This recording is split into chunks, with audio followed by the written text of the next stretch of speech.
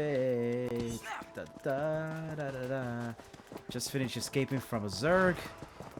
Just pure meta trolls. Wooden shock. The assassination skill. The typical meta followed by the new DK meta. Dots. Wow. Anyways. Hello everyone. I hope all of you from veterans to newer players are enjoying the Midyear Mayhem event. Even though this year's event, and honestly ESO PvP in general, doesn't feel the same as previous years, and it has been a bit lackluster, I still try to make the best of it. Midyear Mayhem is still my favorite PvP event of the year, hands down. Right now the biggest dilemma in PvP is in the meta itself. It's how everything outside the meta has become dull and rewarding to play. On top of that, after 10 years we're still dealing with server lag, combat delays, skills desync, and performance issues, all while massive ball groups stack together and heal through everything. Don't get me wrong, everyone has their preferences, and there's nothing wrong with that. If you enjoy that meta, play the meta. But there's also players like me who enjoy something different, who like living life on the edge. Because let's be real, there's nothing more satisfying than beating an ego-driven meta brawler with 30k plus health, high resistances, and super tanky stats, while you're running around with low resistances and barely 20k plus health. To them, you're just a mosquito, and that's exactly why it tilts them. Now don't get it twisted, this isn't an easy playstyle. No build is going to magically carry you. There's a learning curve, there's practice involved, and you're going to die a lot at first. The amount of effort that you will put in is not the same as someone with a easy training wheel meta build. But if you stick with it, I truly believe you can have a lot of fun with this. And that's the whole point. Also, don't be afraid to mix things up. Adjust this build to your own style. I'm not here to tell you how to play. I'm here to give you a direction. And once greatness arrives, make sure you come back to the channel and share your stories. Love stories. Alright, let's get into the Bow Bow Nightblade PvP build. Alright, let's start with Shatter Fate. And this is one of the main reasons I love this build. First off, you don't have to farm it. If you're new to the game, you can buy it from guild traders or have a master crafter make it for you. Simple and accessible. The 5-piece bonus gives you a massive amount of penetration, which is huge because this build runs all medium body pieces. The penetration helps you pressure tanky targets and make sure your damage actually lands instead of getting absorbed by resistances. The penetration is purely for damage, not for healing, of course. All my Shatter Fate pieces are divines, which boost your Mundus Stone and increase your overall damage. For this build, I'm using the Warrior Mundus for weapon damage. Every divine's piece amplifies that choice, stacking even more offensive pressure. Now here's the trade-off. 64 points into stamina. All body pieces will be enchanted with stamina. That means your health pool will be low, and that's intentional. Depending on your class or subclassing, you may be able to make up some health elsewhere, but realistically, you want to sit around 20k plus health. If you can push it higher by sacrificing a little stamina, that's up to you. Your healing comes from raw weapon damage, not penetration. That's why this setup stacks damage. Your vigor heals skills harder, while penetration simply helps you kill tanky targets faster. Once you understand the build, movement and positioning keeps you alive, not face tanking. Remember, you are a mouse, a dangerous mouse, but still very squishy. Pick targets carefully, stay at range, and never overcommit. The moment you're unhitting, you're visible to everyone. Detection potions, gankers, and snipers are everywhere. Whether you secure the kill or mess it up, disengage immediately. Your second set is Witch Knight Defiance, and this is where the build really starts to hurt. Your main bar bow is going to be the Witch Knight bow. Sharpened trait, any poison you want. Poisons are extremely cheap. You'll get tons just playing the game, or you can craft them yourself. I'm not very picky here with poisons. Preference is yours. Even though I know some players that are very particular, will swear to the planet about poison setups. Your back bar is ideally the Master's Bow from Dragonstar Arena in Craiglord. If you can get the perfected version on the veteran, that's great, but non-perfected works perfectly fine. If you don't want to farm Dragonstar Arena at all, no problem. Use any mode that gives you weapon damage, or run another Witch Knight bow to guarantee the 5-piece bonus on both bars. My back bar is, as you can see, infused for more damage. Like I mentioned, I like living on the edge. Haha. If you're still getting comfortable with Bowblade or Sniper gameplay, I strongly recommend defending instead or power. Your back bar is mainly for buffing, repositioning, escaping, oh shit moments. Witch Knight is perfect for this setup. Huge weapon and spell damage, 5-piece bonus increased poison damage. The synergy perfectly with bow skills, poison, and poison based pressures. And yes, your vigor heals will be stronger because healing scales off weapon damage, which this build stacks heavily. So your Witch Knight gear pieces. Alright. You're gonna have a head and shoulders stamina, necklace infused stamina recovery, and 1 ring infused weapon and spell damage glyph.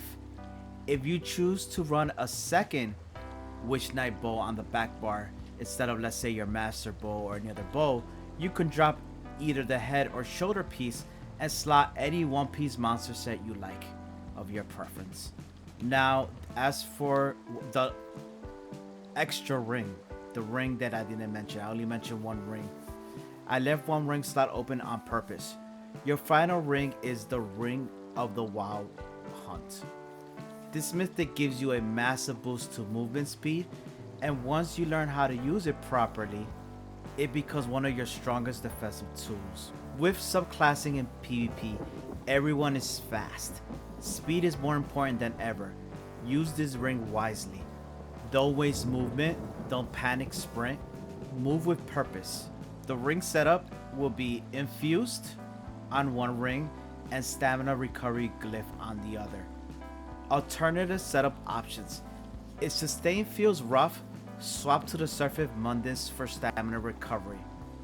Then run weapon and spell damage glyph instead, or vice versa. This setup works just as well, you just need to tune it to your own comfort level. Final thoughts on these sets. This is a high damage non-mana Bowblade build setup that rewards smart positioning, patience, and discipline. You're not here to face tank, you're here to frustrate meta players. You're here to strike, disappear, and reset the fight. Get your reps in, learn when to disengage, and remember, if things feel scary, you're probably playing it right. Alright guys, now let's talk about the food. For this build, I personally use Bewitching Sugar Skulls.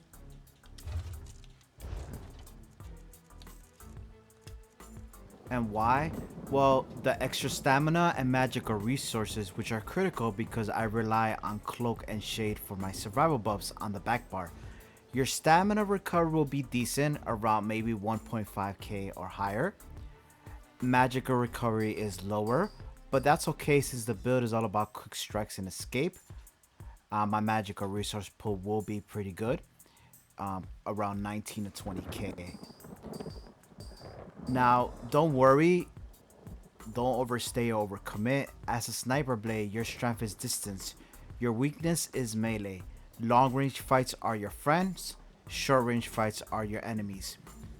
The alternative food that I would recommend is the Orsorga's Triple Trifle Pocket, which it will give higher health and stamina recovery, which your stamina recovery will be over 2k plus, which is excellent for survivability, more powerful bow hits.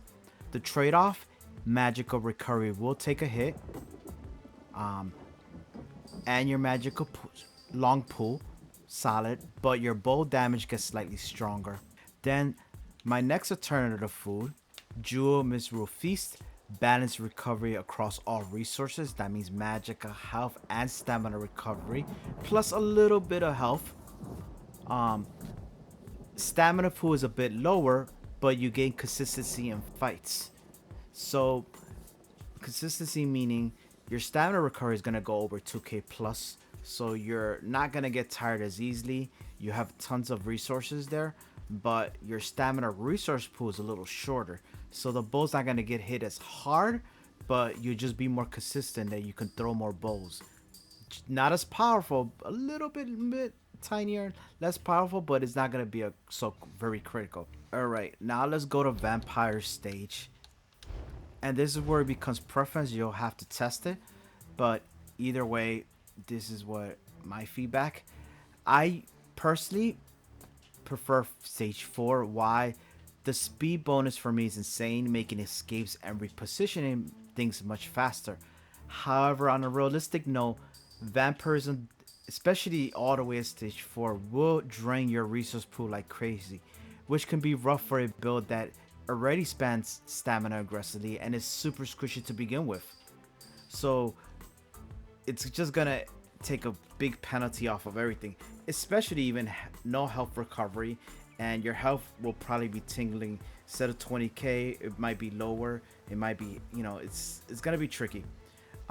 Tips: speed can sometimes break stealth or fail to save you in tight situations. Those are the cons. Minimum recommendation: stage 2. And that's like if you're having trouble with, or you don't like the stage 4 or stage 3. The stage 2, for especially if you're cloaking using your shadow cloak, it's good because it gives extra weapon and spell damage, so more weapon and spell damage considering already what you have, followed by what you're buffing when you go invisible and pop out for an attack. Once again, stage choices ultimately comes down to your comfort and how often you rely on stealth escape versus raw damage burst. Now to your CP champion points. For this Bow Bow Nightblade here, I already allocated my CP. For blue tree, I will use fighting finesse, master at arms, deadly aim, and thermotage. For the yellow tree, which yellow tree is really super personal preference, doesn't really matter. I would say the only thing is maybe sustaining shadows, because it keeps you a little bit more on stealth percentage, takes away the penalty. As far as gifted rider and steed blessing, you don't really have to, because those things are really out of combat, or like when you're horse riding. But same thing, when I'm horse riding, I'm on a horse, I do want to go faster. The worst feeling is riding a horse and it's super stealth slow. Gankers can hit you in a bow. The red tree, survival and damage, celebrity, sustained by suffering, rejuvenation, and boundless recovery. As you can see, most of his speed and recoveries. This is what I call your survival, defensive, and buff bar. If you mess this bar up or don't understand it, this build will feel terrible. If you master it, however, you'll live through situations you shouldn't. First off, shadowy disguise. This is your core escape tool. Turns you invisible so you can reposition or disengage. Use it to break pressure, not to stand around. Some important things to note: your burn magic quickly using cloak, especially your recoveries. And another thing, most players now run detection potions or skills that reveal stealth. Because of that, don't rely on just cloak alone. Use it intelligently to reposition, to break line of sight, or to reset a fight. Also remember, cloak isn't just invisibility, it buffs your resistances, it gives you minor protection. That's why this skill stays on your back bar, followed by a procs your vampire buff, weapon damage buff. Next up, we have poison injection. This skill does a lot more than people give it credit for. Applies poison damage which directly procs Witch Knight Defiance, full of ton of weapon damage. Applies a strong poison that lasts up to 20 seconds. And what makes it even better, when the enemy drops below 50% health, the damage ramps up. That makes it a pretty cool execute. You can use poison injection for pressure, proccing your set, forcing reactions or finishing kills. And yes, we already have Impale the Executioner on the front bar, but having multiple execute options gives you flexibility.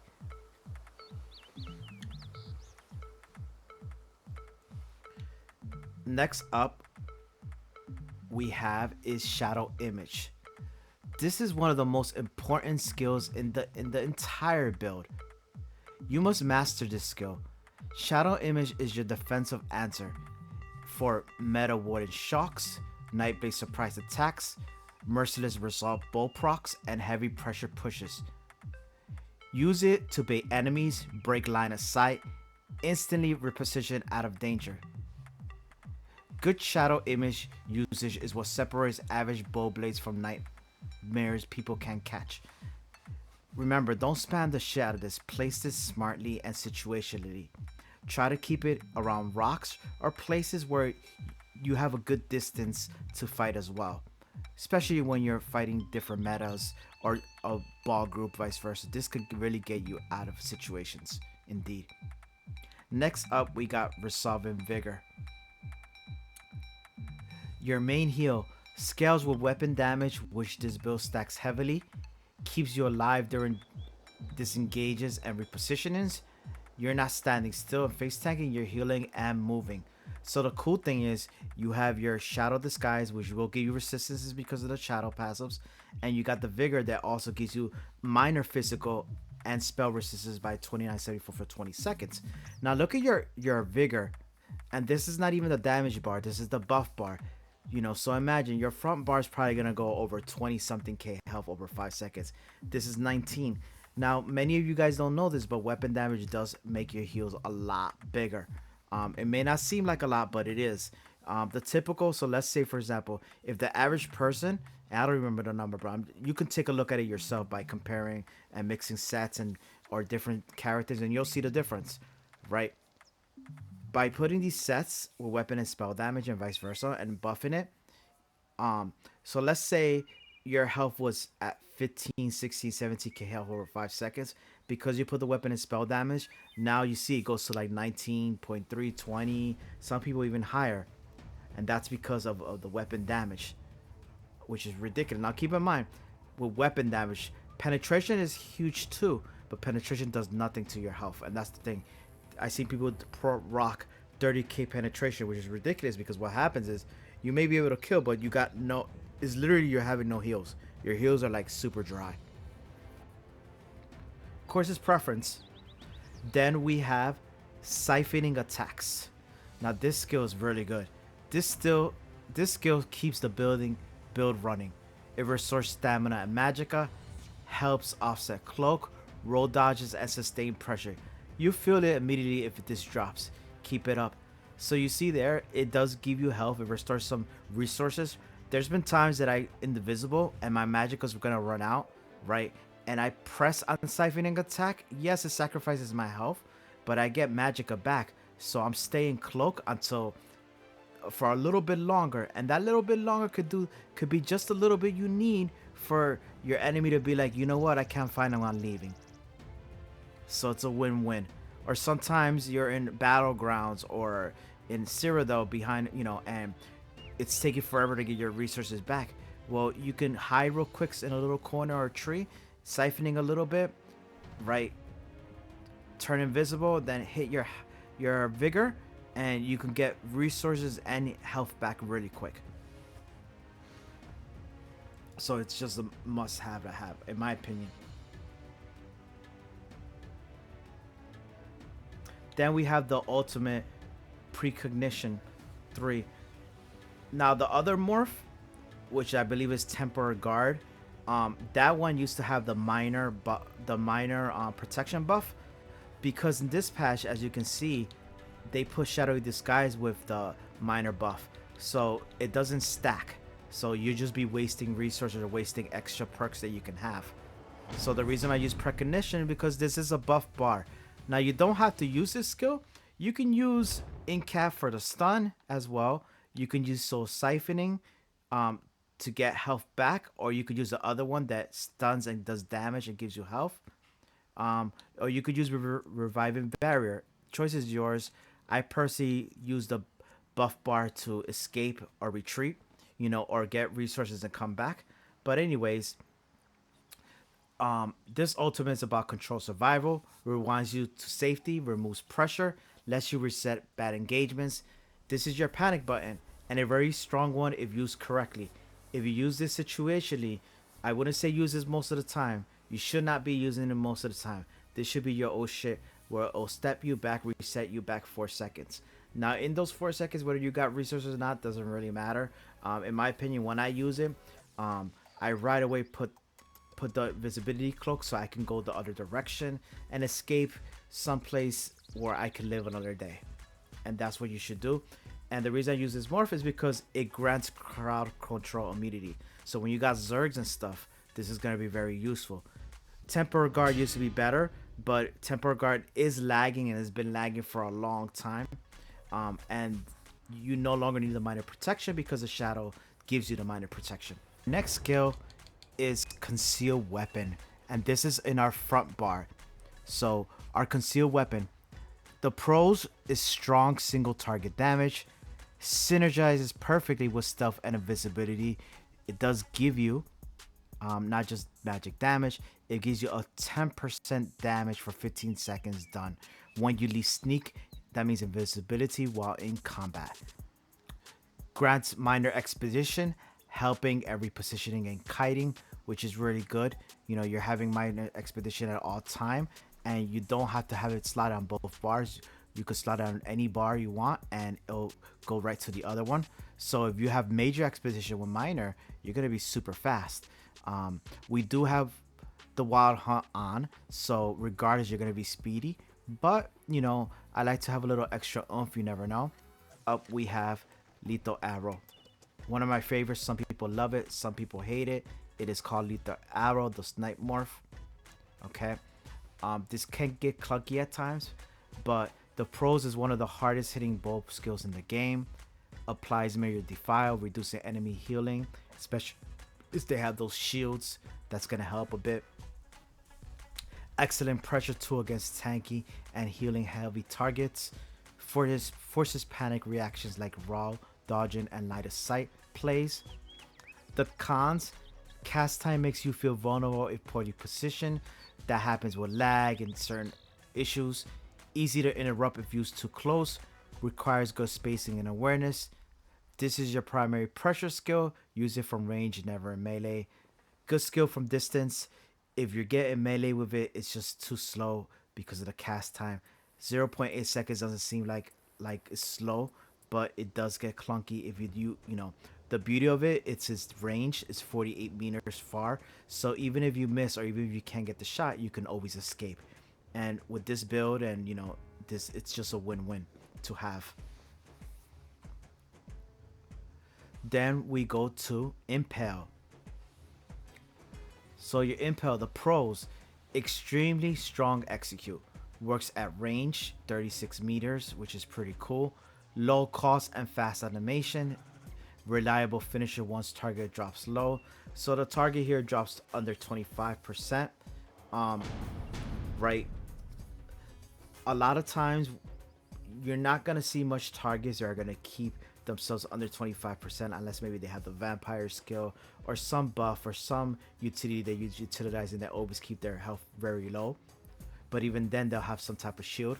However, if you can, once you see their health go really down really low, if you can use this, oh my goodness, it's pretty much a no-brainer. Guaranteed closer once the health drops. Camouflage hunter. Alright, what does this do? Okay, so it increases weapon damage, gives you minor berserk when flanking, provides passive detection against stealthy enemies, great against other Nightblades and gankers. Indeed, the cons: there's no active damage, slot is mostly passive value. This skill is about pressure and awareness but not burst. Yeah, so this is an easy skill where you just keep it on your bar and it's there for like buffing. So technically, I mean, one can debate that maybe you could just put in your back bar as a buff. I personally like having it because it exposes enemies. Sometimes I'm close to an enemy and and they try to hide. So if I press this quickly in time before they go too far, I may be able to still kill them. And while slaughter, you gain major savagery, prophecy, minor berserk. All that's cool, even though our next skill kind of gives us the same thing. So is this a must-have? Not necessarily, but also keep in mind too that one thing that I do like for it, it does higher our damage, and I'll show you why. If you go to Fighters Guild, right? This is what I like from it. Increase your weapon and spell damage by 3% for each guild ability slotted. 3%. Your Fighters Guild ability deal additional 10% damage. This damage doubles against players, vampires, and vampire. So this is these two, the Slayer and the Skill Tracker, is pretty good. Is it going to give you the most damage in the world? No, but a little bit helps. Can you use something else? Sure. If you can pump something else into damage, but it's just cool to have. You know, why not? And that's pretty cool. So, Merciless Resolve, one of the Nightblade's strongest burst tools. Bow proc hits extremely hard when stacked, adds pressure even before the proc fires, rewards patience and good timing. The cons, it requires light attack weaving, can be awkward if you're forced to disengage early, punishes poor timing. This skill separates good Nightblades from great ones. This is our finisher, Toxic Barrage, one of my favorites. What does this thing do? The pros, massive single target pressure, hard to heal through, great for deleting tanky or overconfident players, excellent finisher during chaos. The cons, it roots you in place, extremely punishable if misused, best used when target is distracted or low. The ultimate is a commitment, press it with intent. Yeah, don't just waste this. It has a good meter, 41 meters is far, has a channel time, you know, gives a good dot. Don't just waste this. Don't just waste this for nothing, because with this build, if you don't have ulti, I would recommend before you engage in any fight, have this ulti ready. This will come in handy. Alright, and then finally we have the potions. So there's a few potions that I do use. 2 or 3 types that I like using. One is Alliance Drought, restores stamina, great major endurance, stamina recovery, major brutality, major savagery, weapon damage, weapon critical. I like this, kind of helps me boost it up. So when do I usually use this? Some people may say use it for battle. I personally like using it when I'm on horseback because I need something. Or you could use cheap potions as well. Since I have siphoning on, I can always constantly keep my OT up. So right now I'm on horseback. There you go. Pumped it to 163. Because I want to get my barrage up. My barrage is at 163. Right? I believe I need to get it 198 or 200 around there for it to be fully, you know, I don't have to go to 500 with this build, but I just need to have the OT ready. And that's what I like doing it. Plus you can see my buffers. Right, so I'll use that. I'll waste it. If you don't have that type of potion, you could use any trash pop potions. Look, for our care, you could use a magic, or you can use whatever. You just literally just do it to juicing your OT. But I like using potions that I'm really gonna use. So the worst come to worst, I would use a stamina pod if I need stamina recovery, magicka if I need magicka, or health. I'm a vampire, so my health recovery is not gonna matter. But maybe I need to heal. Okay, while I'm not in combat, I could use those cheap potions and also hire my OT.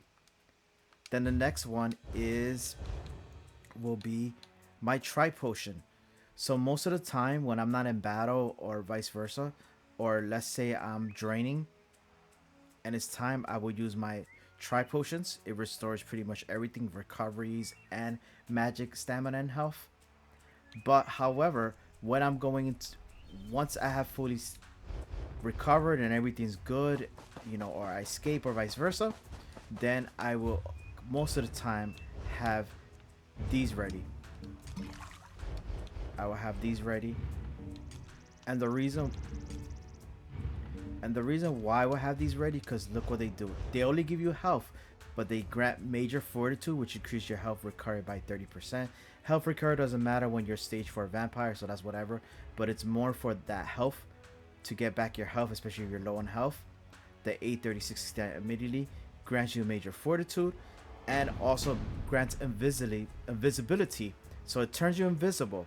Instead of wasting magicka and going to shadowy cloak, and unstoppable for 10.4 seconds, granting immunity to knockback and disabling effects. This is awesome, especially when you're doing tanky meta enemies, you know. So if I have to get away, a lot of times they might have stealth potions, or if they're gonna hit me hard or zerg, if I run and I use this, most of the time they're not gonna catch me. Even if they got me on stealth, I always also have the shade placement. So even if they get me on stealth, I can always just go back to the other direction, disappear, and go off. Why? Because I have disabling effects.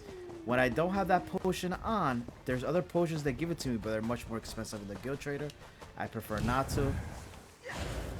So that's what I like using. It's cheaper, and I can get it in the Battlegrounds merchant store, which I believe quite a few overlands have Battleground merchant stores for BGs, or I could just go to Cyrodiil, any merchant in Cyrodiil or Battle Merchant, and buy those for pretty cheap with Alliance points. Alliance points is way cheaper, easier to get than regular gold. And those are about the 3 potions I use. Are there other potions that are possibilities? Yes. Like I said, it's preference. I'm just giving you a stepping stone, a guide, but feel free to share. Maybe there's something you like. Same thing with potions. But, those are just at least the basic, the fundamental staples, till you enhance your build or get better at it. With that being said, so guys, ladies and gentlemen, that is the build. This is not a meta setup. This is not forgiving, and this is definitely not for people who want training wheels. Meta build is training wheels. You want skill, you want to learn something different and something fun. Not easy, but anyone can do. So this is the cool thing, anyone can do, but it will also make you better as a player. This Bow Bow Nightblade is about discipline, patience, and decision making. You'll win by positioning, not by face tanking. You'll survive by movement, not by stacking resistances. Distance is your strength, melee is your weakness. You strike first, apply pressure, force mistakes, and then you disappear. If the kill doesn't happen, you leave. No ego, fights, no chasing. This build rewards players who pick targets wisely, know when to commit, and know when to walk away. If you're tired of being told, wear this set, use this skill, play this way because it's meta, then this build is for you. Get your reps in, expect to die while learning, and once it clicks, you'll understand why this player style frustrates so many players. If you enjoyed this video, drop a like, subscribe, and let me know in the comments, do you play meta or do you hunt meta? I'll see you in Cyrodiil, everybody.